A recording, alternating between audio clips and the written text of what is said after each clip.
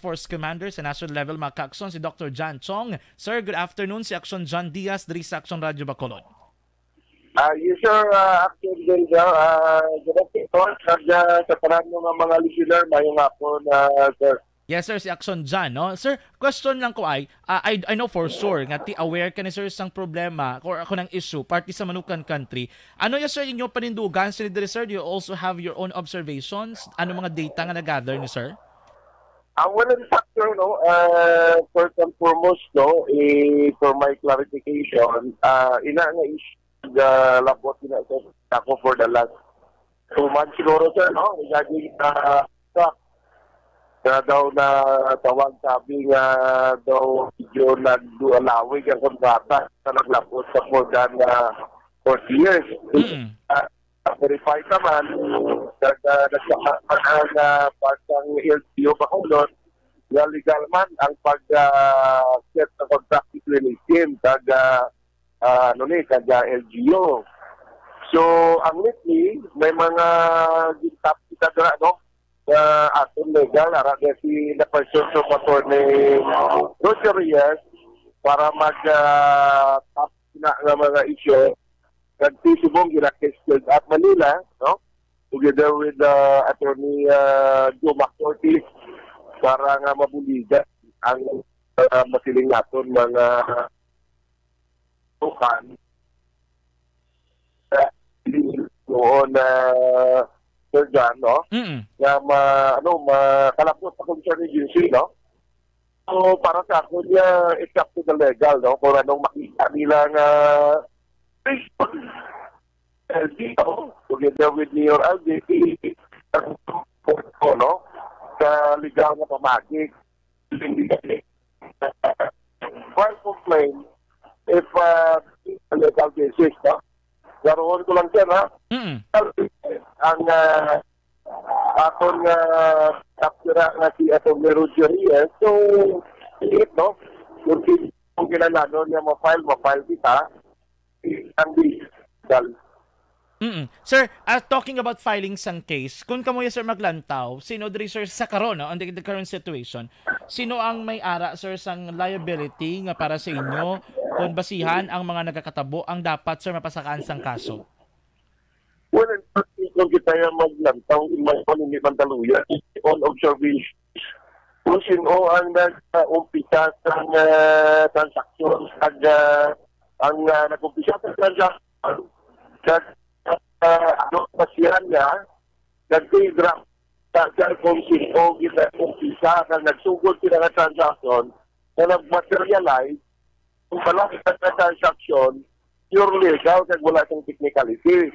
Pero kung may technicality kita nga makita, so wala kong iba nga kasuhan kung niyang nag-umpisa ng transactions, kung sino man na person involved, no? So, mo na yung action nga. Okay, we'll try to call again mga ka-aksyon through special communication siguro kay Dr. John Chong, no, para maklaruhan kita kay for sure he is on a travel mga ka-aksyon sining nga mga tinion, no? Action Reports Afternoon Edition.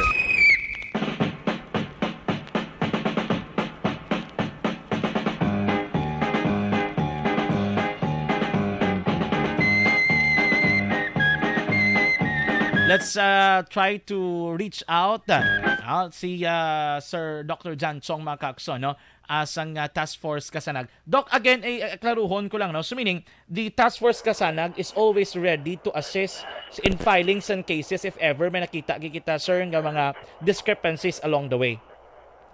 Yes, sir, no? Wala tayo, wala tayo regret. Klaruhon ko, if there is legal basis na may violation, if either kung sino man, senior man, kung sino na part ng transaksyon sina, if there is basis, wala niya regret ang kasanag, mag-file kaya mo na yung commitment tamon if there is any violation nga ara sa gobyerno, no, na function sa gobyerno, may violation, that is our that is pati na yan.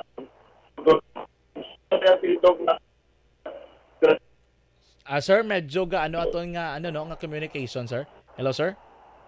Yes, sir. Go ahead, sir. Sige. Anyway, so that's the point. Kaya tiamugin ba na sa prinsipyo sang inyong grupo sang TFK, no? Pero if ever be sir, hindi magitanan no nga ato nga tenants will give to what they have mentioned or kung anong binaging istorya nila with the mayor nga I mean lang hindi sa tanan pabor pa so far. If may ara, sir, nga nagapamalabag sa gihapon o kung may ara, abi nagakontra sa gihapon sa mga terms and conditions sinadra, open ang task force kasanag to accommodate them and assist them? Yes, sir, no? Wala kami, sir, wala problema, no? Amo lang na nga kung mambal, if there is legal basis, no? Kag may violation nga makita ang aton nga mga legal representative dira, no? So, wala ka ta regret, sir, na mag-file kaso as long there is legal basis. Okay, I get the point, sir, no? Meaning, ginatun-an man sang husto. Pero generally, sir, sa nagkakatabo nga kaangay sir, nga kung sa diin, may ara, based on your experience, sir, no? Nationwide, kabalo ko damo, naging padangat sa imo nga mag-complain like this one.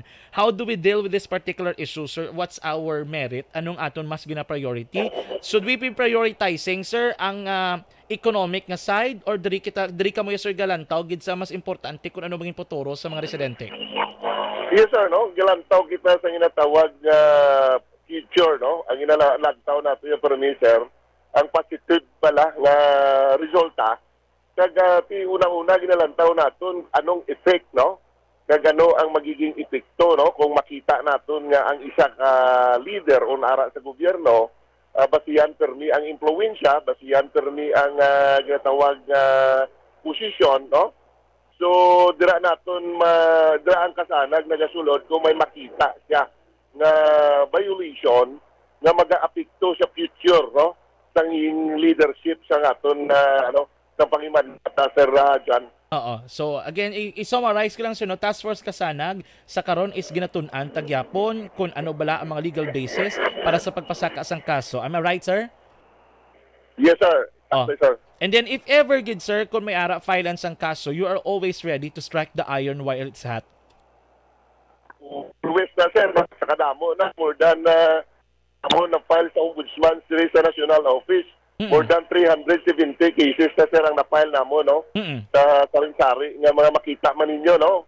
Even sa Congress natuwa ang ngalan sa kasanag, yung mga congressman nakasuwa naton. Wala kita sir ginapili, no? Kaya sana mo niya, nobody is above the law.